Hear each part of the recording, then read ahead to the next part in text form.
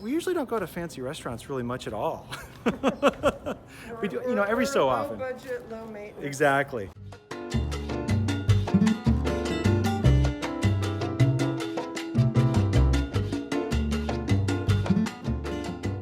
Hi, this is Ada. This is Stefan. And welcome to Living Simply in Mexico.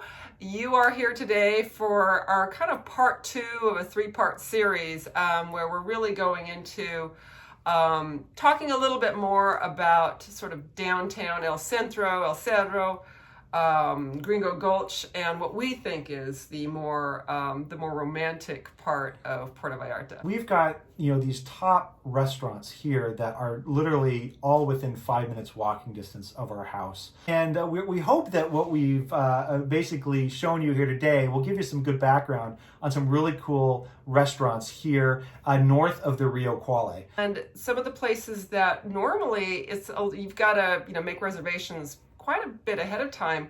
We were able to actually hit all three restaurants on the same trip and making reservations the same week. So that maybe isn't quite as common. So just kind of noting, whenever you do watch this, you may want to, if you kind of know this is going to be in your plans, to book ahead just to make sure that you get the times and everything you want, because you don't want to miss sunsets and everything, which was a really highlight of all three of these. Yeah. Right. So what is kind of crazy is that all three of these restaurants that we're going to be visiting tonight is the first of the three. Casa Kimberly. Is that actually the name of the? It's Iguana. Iguana. Iguana. But they're Iguana all bar, a restaurant and tequila bar. Anyway, so I got the fancy mask going out. My mask's off. Thanks to Coco Harley. So anyways, yeah, let's do it.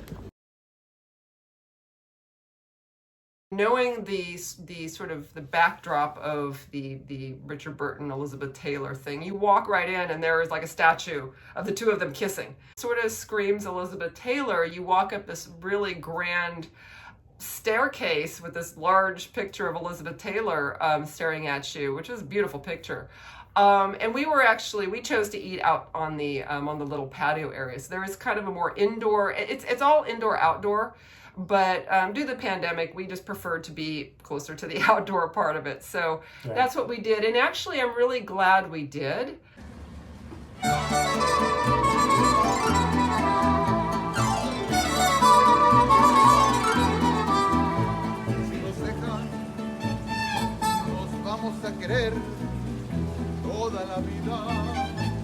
The food was good. We really enjoyed the drinks. All right, Ada, so what do we got here? We got a sunset. We got a sunset. That's good. Just started the sunset here. Very nice. We've got my cucumber and lime margarita, or mint. Cucumber and mint, maybe? I forgot. Cucumber and mint margarita. Yes, that was it. And I've got my mojito.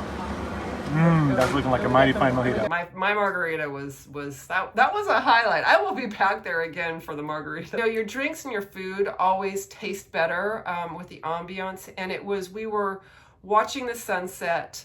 The mariachis were playing, and the weather, the temperature was perfect, and it just felt good. And I think, once again, because we haven't been out and about in so long, it just felt really, really great. We currently have mariachis some days and some days not, and so depending on how close you want to get to the mariachis, that's something good to know. And then let's talk about the salad. Iguana salad was amazing, and we actually split it between the two of us, and it was definitely good enough. So because I'm a low maintenance, low budget type of wife, I don't remember in the Pretty Woman movie, which one are you supposed to use for? Which one are you supposed to use? You know this. I always use a small one on the outside. Go outside, work your way in. But my big one is on the outside. Oh my gosh. I think that was My small one's on the outside. Okay, so I'm thinking it's a small one. All right. Because I'm going to need the big one for the meat. All right. All right. Exactly. Enjoy. All right, so we just got served. Little pork for me, pork and potatoes, and some sort of shrimp. Diablo shrimp. Looks yummy. I don't normally do pork things, but I thought, why not something different? The food was good. And the shrimp, I think, had some Spicy, yeah, it was like a spicy sauce. shrimp. It was good. It was really good. We ate half and then we like swapped plates. The only thing I would say is I wish I had more shrimp because I calculated it was about $6 per one shrimp. But you're at a fancy place and that's what you expect. Regarding dessert, we had some really good chocolate dessert. I don't remember what it was, but We'll show it. We'll cut in right here.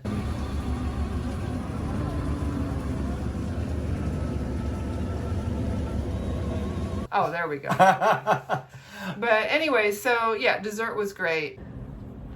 All right. Well, that was a nice little step back into time. Wonderful ambiance.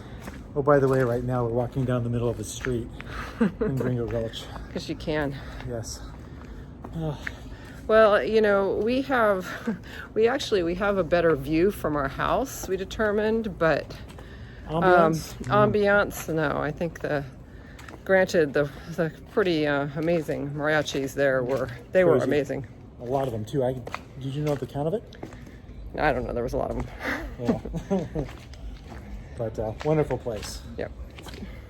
The ambiance, the vibe of this place was great for that, once again, feeling that old vintage Hollywood, being transported to that place, just nailed it on that. I would go back there again just to have drinks on the patio at sunset, to enjoy that and the mariachi music for that. Yes, to summarize, if you're into the history and the love affair of Elizabeth Taylor and Richard Burton, do not miss this.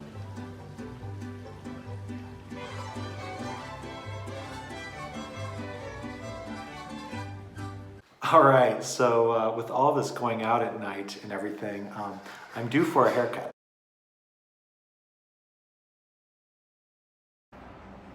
Okay. So tell me about your hair. Yes, the story of my hair. So I'm in the San Francisco Bay Area most of the time because of the pandemic. Oh. And and so I do a lot of video conferencing and stuff like that. My mom used to be a beautician actually. So the problem was we couldn't get haircuts for quite some time. And so I took my mom's old haircutting stuff.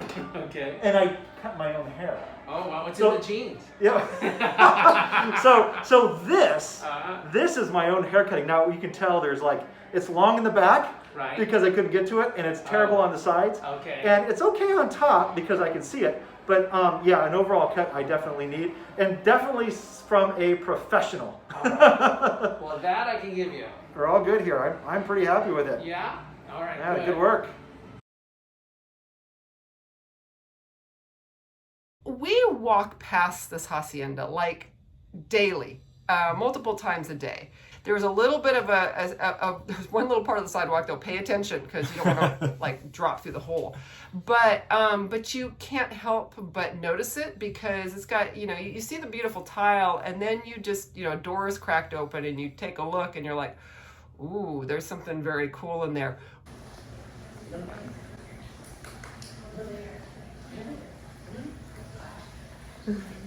That's cute. We had no idea how cool it was until we went in, and oh my gosh, the hacienda, when we walked through there, that was the most breathtaking, I think, just the courtyard. Yeah, because you go in the small door and it just opens up into this grotto, and at night they have these absolutely wonderful candles everywhere. Everybody talks about Elizabeth Taylor and Richard Burton, but you know what?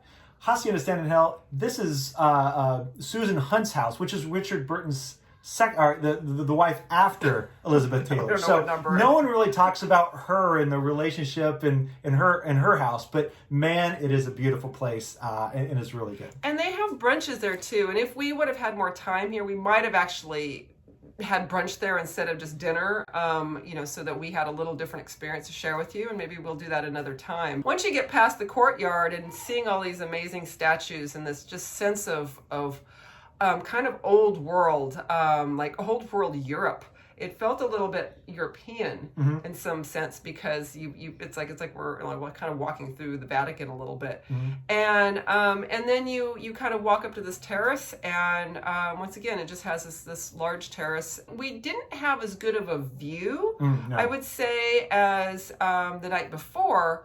but it was outside. Actually, interestingly, the same mariachi band was there too, which they are world-class musicians. Yes. I mean, that was not a disappointment to see them again.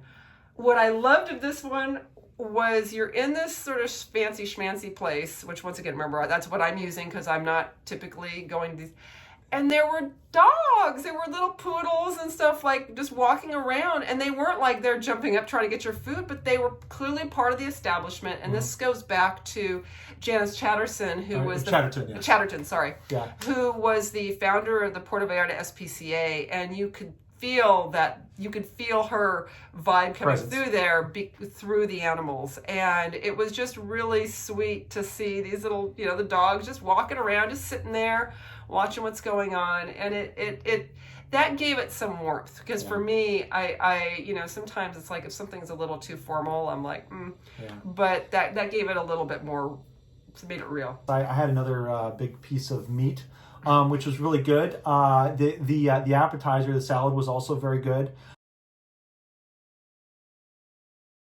Drinks were good as well. Any comments on that? And the dessert was the best. The dessert was a wonderful presentation of the dessert. Yummy, yummy, yummy. Warm chocolate cake. I felt the food was a step up. I don't want to say step up, but it had more complexity. At least what I ordered at Hacienda San Angel. So I don't know if it's as touristy. I don't think it is. I don't think so. I think most people don't know about Hacienda San Angel. They know more about Casa Kimberly and Iguana. Vibe of it was definitely it's a, like you said, it's a little bit more, call it refined, for the discerning traveler. Sure. And once again, this is coming from the person who likes just to eat tacos off of, from the beach. That's but it was a wonderful experience. All right, so we are on our way to our third, maybe final destination. I don't know, in terms of our little romantic fine dining, right? Our romantic dining for your low maintenance, low budget, usually wife. But this trip, I'm going high maintenance. No, I've got the fancy. Okay, today's fancy mask. Check this out once again. Loving the fancy mask that I never have worn because they're too fancy. But look at that fancy mask, right? I'm ready to go. I am ready to eat. So, that's what we're doing. That's where we're going. I'm going to sport this mask, baby.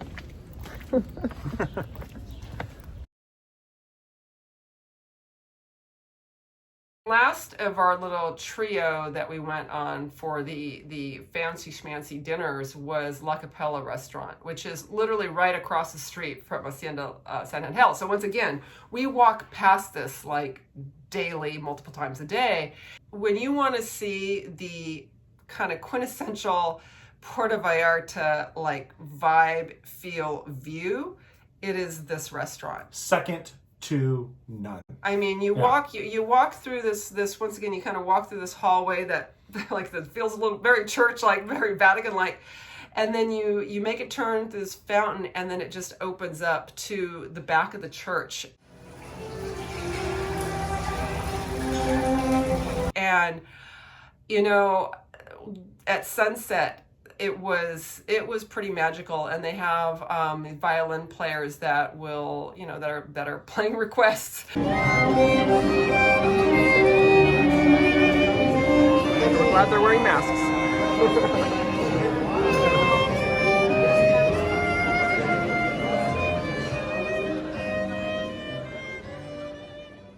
Yes. And it's just the vibe between that, the sunset, the church, the rooftop. I mean, that's what I think of when you look at the pictures of Puerto Vallarta and you want to get that feel. Yes. This was it, and these huge high ceilings. Once again, we were sitting there right on the edge to where we were outdoors, next to the church, and and it was even like the fireworks show started a little bit later on. All right, so the romantic evening continues with a pirate battle. So it's kind of like you get sunset, you get your fireworks, you get your violins, and food. This may be more to do with sometimes, how fancy a restaurant is or not. I don't know. Once again, I don't frequent fancy restaurants. I felt like there was more to choose from, potentially. Whereas it's like I only had one type of meat to choose from on the other menu. Here there were multiple vegetarian selections. There was multiple, fish and that sort of thing. So I actually felt like I could go back to La Capella like over and over to try different things. Yeah. Versus in the other restaurants, once again, I don't know, maybe their menu changes, but I felt like, okay, every time I come here, I'm going to have to just get this one thing. The appetizer was really, really good. Explain. Oh my gosh. We got some seared scallops and the sun-dried tomato sauce that was with it was amazing. And so of course after we ate the scallops I asked for more bread because I wanted to like suck up the sauce with this stuff. It was delicious. So yeah, that was amazing. And the meal was great. I had I think a chicken piccata and I had mahi mahi, which is good. And then the dessert was great. We had this. We just told them like, hey, pick one for us. And they brought out a cheesecake that was really, really, really had lots of layers of flavor. It was really great. If I had my friends coming down, and I was, they're like, hey, let's end the trip with something really cool and fun to do. I think absolutely La Capella. All right, so we've got the bells. Of course, you can't really see what's going on back there. Ah, there we go. There's our sunset. It's beautiful, isn't it? All right. La Capella's got it going on. This is amazing. This is a pretty amazing view, right? Best view out of yes, by far. out of our choices. It just sort of blows your socks off to not that you're wearing socks and PVs, but well, yeah. Yeah, exactly. Like all restaurants are wonderful special occasion restaurants. I would say that we've gotten the Casa Kimberly and the Elizabeth Taylor, Richard Burton thing. We kind of checked the box there. That's cool. So probably go to that less frequently. Hacienda San Angel is really, again, refined, really, really nice. Probably a little bit more so, I would go there. But as Ada mentioned, for a really great, maybe once a trip dinner, to go to La Capella, because it seems like a good standby place that we're going to go to over and over again. Yeah, and then there's actually we want to make mention of some other restaurants that are within our neighborhood that are once again like top of the line, and also a couple that are just ones that we frequent every time we come down here because it's just really great food, great vibe. Kind of on the high end is Café des Artistes. Des Artistes. Yeah. They're actually currently painting the outside of it right now, so which is appropriate. And that we don't have footage of it, I don't think here. Maybe we do somewhere, but. When you make reservations, request the garden. Yeah, if it's not rainy season. If it's not rainy season, the garden. That was one of the most like I was so blown away by the whole ambiance. You're basically in this huge, amazing garden outside. It's like you are completely transported to a different world. And there's I think there was a person playing the violin, walking around the tables there with the piano, coordinated with the piano down in the other room, and they were coordinated by like earphone, walkie-talkie, whatever. And it was just absolutely incredible. So that's definitely a special occasion place. Yeah, and they're very funky. Unlike the more traditional ones that we've talked about. One dessert was basically it looked like a potted plant. I mean, literally a potted plant. And it was chocolate. The dirt of the plant was chocolate, and so it was a chocolate cake. It was absolutely wonderful. So that's another one. That and Café des Artistes is in the more artistic zone. It's further north than the rest, but it's all within walking distance, and it's a great place. Everybody asks for what's a good steak place. And Florios is a wonderful steak place that has good ambiance. It's a little more casual. I would say you can go in there with normal wear, and it's a great place down the hill. This is Florios. It is lasagna, daughter's pasta, wifey, sunset, all good. The sunset's the same color as my lasagna. Florios is basically, it's if you just take a half a block off the Malecon, right where the lighthouse is on Galeana, that's where Florios is. Kind of a fusion Argentine and Italian. A little bit of Italian, yeah, but definitely the Argentine meat is really one of their specialties. Yeah, and the other restaurant that we love, just such good, solid, and yummy food, is Veggitalia. And Veggitalia is on Corona, so it's kind of one block over from Florios, but once again, half a block off of the Malecon. And it is just very simple menu, but it's like food that's really, truly like it's made with love. Cheers.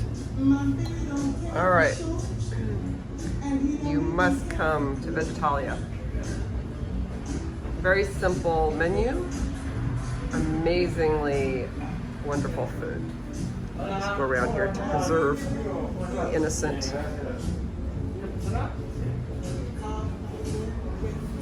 I'm having myself a nice Copa de Prosecco. Don't forget all the good sayings on the wall. Oh yeah, I mean. YouTube kicked our background music out. I just want to say the sayings on the wall the restaurant owners really live by. They also have some really wonderful bread that comes with your meal, as well as infused water. And of course, we really enjoy the food every time we go. If you're coming to Puerto Vallarta to come down and eat the tacos and street food, this is still the place that we love to do it. But yeah. I hope you guys can kind of see that there is really a range from street tacos on the street to, you know, really world-class restaurants. Literally, next door to each other sometimes. I'm sure that you have your best restaurants in Puerto Vallarta. We would love to hear about them. If you want us to research ones, we're perfectly fine bearing the whatever. Yeah. You know what? This was really hard this week. You know, it was tough. It was tough. You know, having to go out to really nice restaurants, like I said, out of my comfort zone, and it was very enjoyable. So if you have a restaurant that you want us to go and check out, you let us know in the comments section, and we will keep that in our notes, and we will go there at some point, and we will let you know about it. So thank you so much for joining today. All right. So just make sure that you like and subscribe, and we look forward to seeing you in our part 3 of this 3-part series. So make sure you go check it out. Yes, exactly. Take care, everybody.